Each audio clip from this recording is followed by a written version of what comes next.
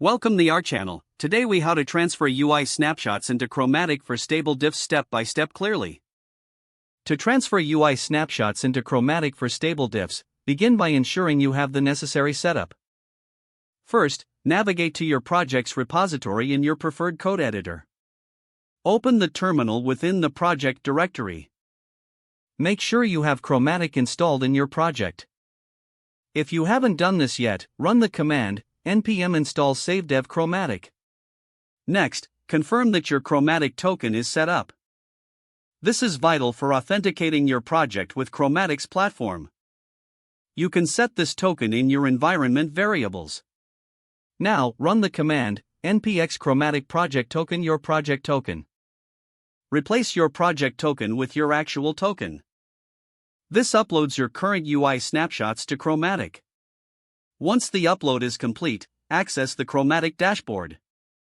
Here, you will see your UI snapshots listed.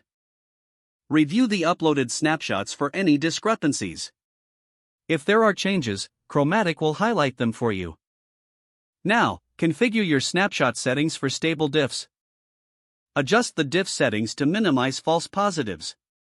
You can set preferences for pixel comparisons and layout metrics. Next, navigate to the section where you can initiate a new visual test. Select the commit or branch you wish to create a snapshot from. Click on the option to generate a new visual test. Chromatic will process this and present your new UI snapshot. Review the new snapshot against your previous ones. Ensure that the diffs are stable and do not display unintended changes.